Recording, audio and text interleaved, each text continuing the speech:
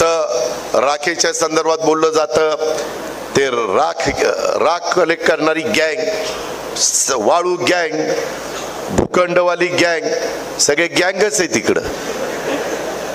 पण ते गँग आता स्वतःसारख्या सरळ करायच्यात त्यांना, त्याच्यामध्ये त्याला इलाज नाही.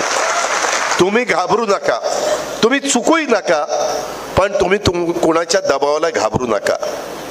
त्या संदर्भात आज पण आता बऱ्याच गोष्टी मी एक्साईजच्या सेक्रेटरीला पण आणलेलं आहे, काय काय करायचं ते येताना आमचं बोलणं झालं. मी इथं उतरलो 8 वाजता आणि मी योगेशजींच्या घरी गेलो आणि त्यांना सांगितलं की तुम्ही अधिकाऱ्यांच्या बरोबर बसून ही सगळी तयारी करा, म्हणजे मग मी मीटिंगला बसल्यावर माझाही वेळ वाचेल आणि आपले कामं पण लवकर होतील.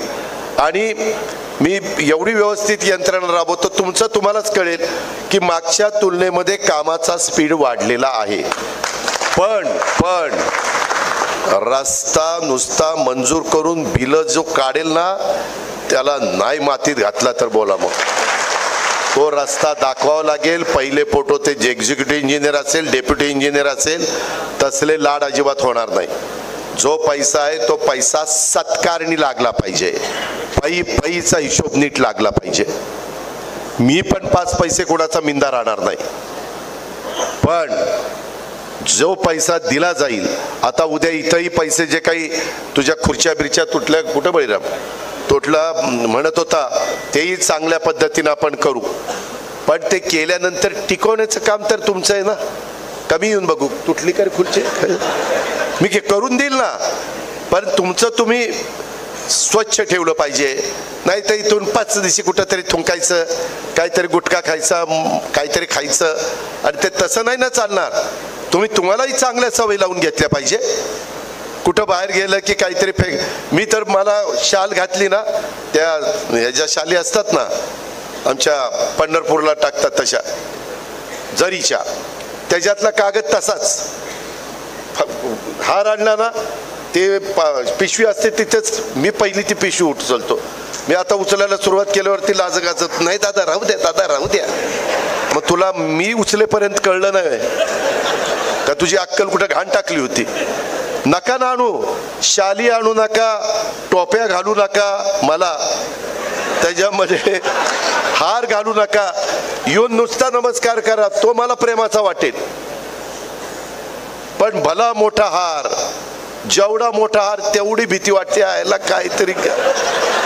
काहीतरी याने कुठंतरी मारली, काय मारली ती बघा तुम्ही.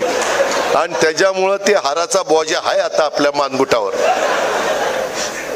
स्मृती चिन्ह काही देऊ नका.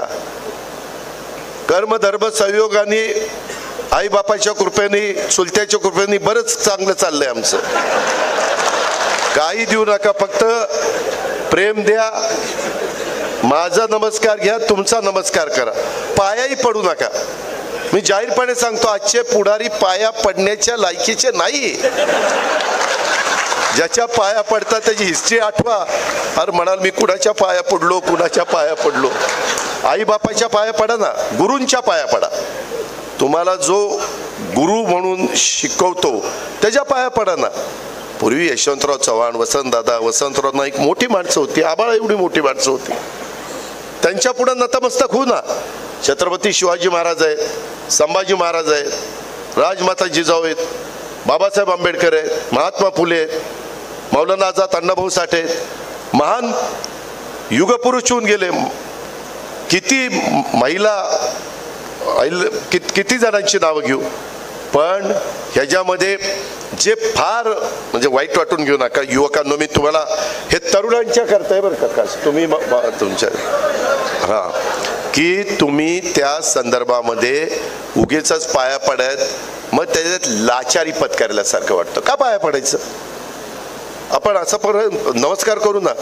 आपण पूर्वी काय म्हणायचो, राम राम किंवा नमस्कार म्हणायचो का नाही? सलाम वालेकुम, काय हरकत आहे? आपण सगळ्या जाती धर्माचा आदर केला पाहिजे. कुणाचाही आपण त्या ठिकाणी मनात आडी ठेवता कामा नये.